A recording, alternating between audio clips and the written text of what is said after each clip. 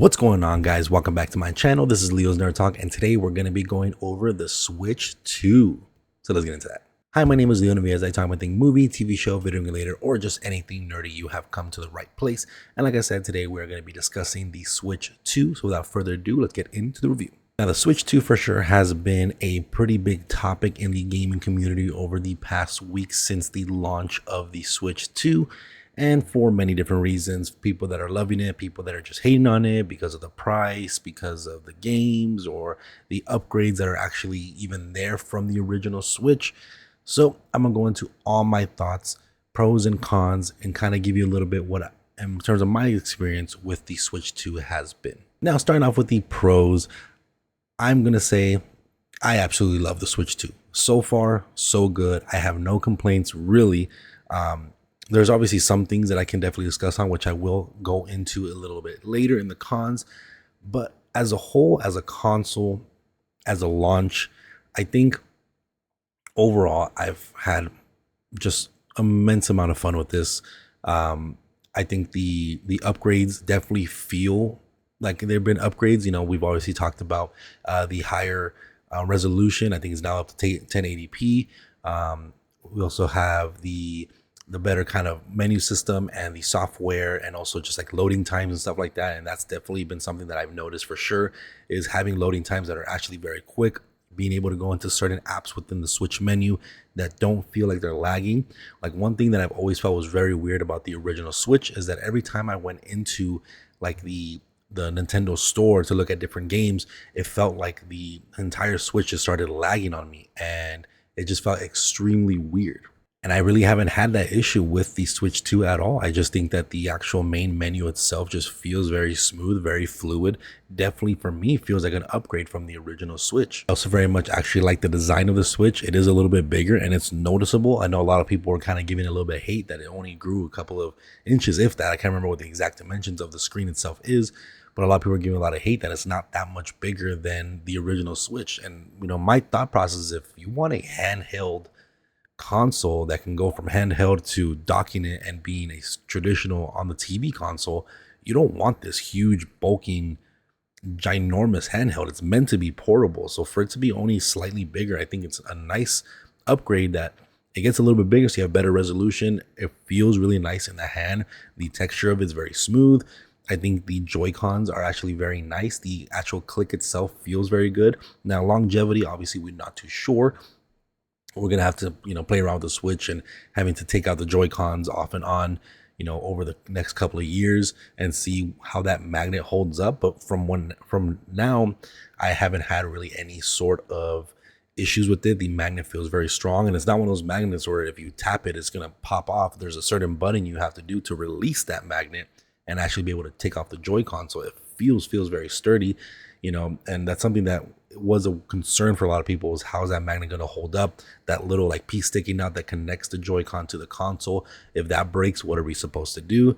And so far so good. I haven't had any issues, nor have I heard anybody else have any issues throughout Instagram, Facebook, TikTok, on Reddit, anything like that. No one has really made a complaint about it so far. And for a console this popular, being one of the most, if not the most pre-ordered console of all time, for nobody to have a major issue like that, or at least I haven't seen so, it seems like it's going to be a fairly high quality type of Joy-Con, and maybe issues won't really rise up that much unless you abuse the magnet of it a little bit more than what you typically should. I think the Joy-Cons themselves as well, besides the magnet, feel very good in the hand. I had a little bit of an issue where I thought I had stick drift while I was playing Mario Kart World, but it just turned out that I had the setting on where it's supposed to be motion steering. And so as I'm playing, I'm kind of leaning a little bit and I started drifting over, and I thought I had stick drift, but we turned it off and it was completely fine. The console has no stick drift as a moment, but I'm sure there are people that do have stick drift, especially since Nintendo has released something where if you have stick drift, you can request for a free replacement of your Joy-Con. So I'm sure there are some people out there that have stick drift, but for me, I haven't had it. I thought I did, but it was a false claim. And again, I haven't really heard many people or seen any posts of many people really having issues with the Joy-Con. So as of right now, it seems like they're pretty high quality and not really too much issues are going on with it like the original Switch. And this doesn't really have to do with the console itself, but this is more of a personal thing, and why the Switch has also been very enjoyable is I think the launch of the Switch was actually done very well. I know there's been some memes that, you know, Nintendo sent out the email very late of pre-ordering, or once the Switch got dropped, people didn't really get the notifications right away. But if you physically went to a Best Buy, this is my personal experience. If you physically went to a Best Buy, and this specific Best Buy that I went to handled it very well. They were extremely organized. Everybody that was there, all the workers were extremely friendly. They made sure that everybody was able to get a console. They communicated with everybody that was in line. They let you know, we're going to hand out tickets, and once you get the ticket, you are guaranteed a console. And once we run out of tickets, we'll let you know, hey, there's not going to be any much more. They separated the pre-order lines versus the standby lines. They let 5-10 people in at a time to make sure that inside the actual Best Buy store didn't get extremely hectic. If you wanted any specific accessories, they gave you a sheet, and you can check out the accessories. When you go to checkout, they'll come and grab it for you. So the process of getting the Switch itself was also very, very smooth, satisfying, and I left extremely happy. I didn't feel frustrated. The 4 or 5 hours that I waited in line to get in there felt like it just breezed on by. Not uncomfortable at all. Great experience. So thank you to the Best Buy in Irvine that made the experience very great in terms of getting the Switch itself. So again, not really a positive on the console itself. Just for my personal experience, it was a positive on the experience on getting the Switch 2. And another thing that I want to mention as well is the price point. I know there's a lot of people that are complaining about the price point. Now, $500 for a console may seem like a lot, but it is only $500 if you get the bundle, which my personal kind of argument for that is a lot of people are complaining that it's $450 for the console, put on, $45 worth of tax, so basically a $500 console, and then you have to pay $80 for Mario Kart World. Okay. I know a lot of people like the physical copy, but for me, it was a money saving aspect more so of getting the bundle. You have a $500 bundle that comes with the game and console. So for $50 more, you essentially save $30 on the Mario Kart World game. And in my opinion, I don't really think that's that much more expensive than what the original Switch was. I can't remember off the top of my head. I think it was like $350 or something like that when the Switch originally dropped, $350, $400. So it's really $100, $200 more than what the original Switch was. And I feel like it's been a pretty big upgrade in terms of the actual system itself. I feel like it's a great console overall. And my argument for this pricing is a lot of people in line were also saying like, hey, this is really terrible pricing. Like $500 for a console is freaking ridiculous, but I'm still going to buy it anyways because I'm a Nintendo fan.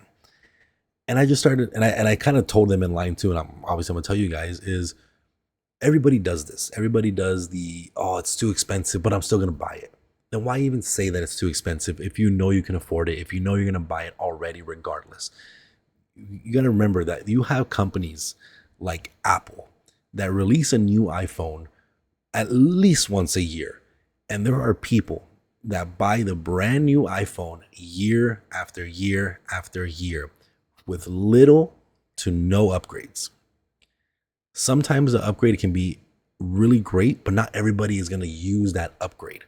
Similar to the Switch, not everybody's going to use the higher resolution capabilities to record, blah, blah, blah, whatever's.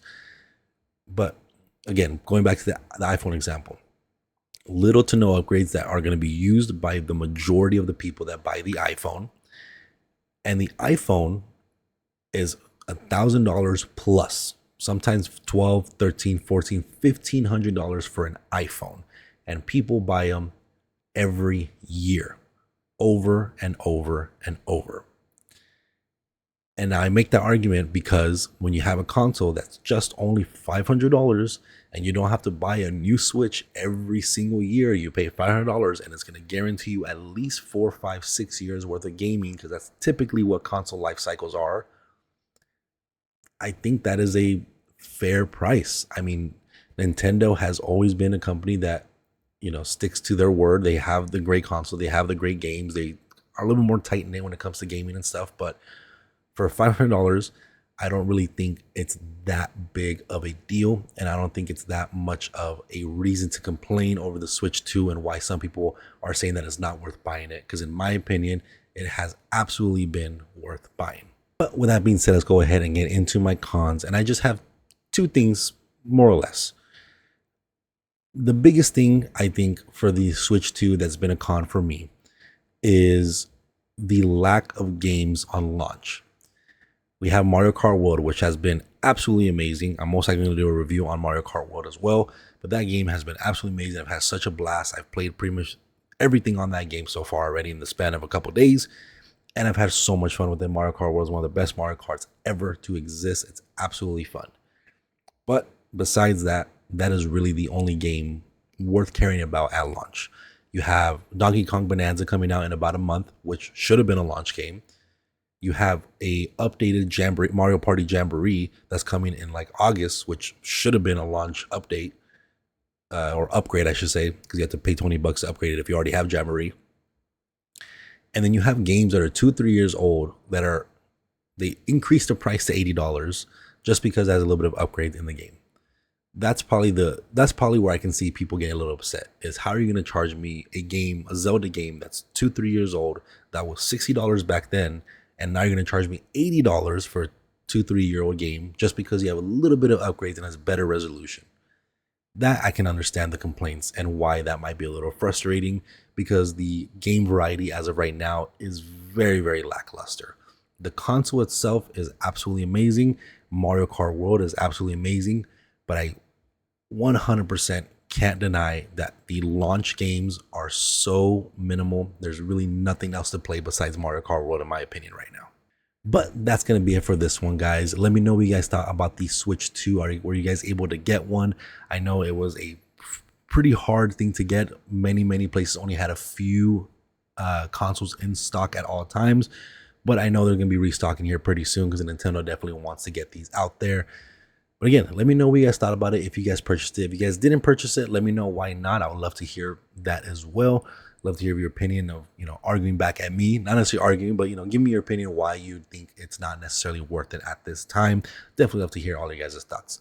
But again, if you guys like talking about the movie, TV show, video game later, or just anything nerdy, you are in the right place. Make sure to hit that like and subscribe button. And remember, stay nerdy, my friends.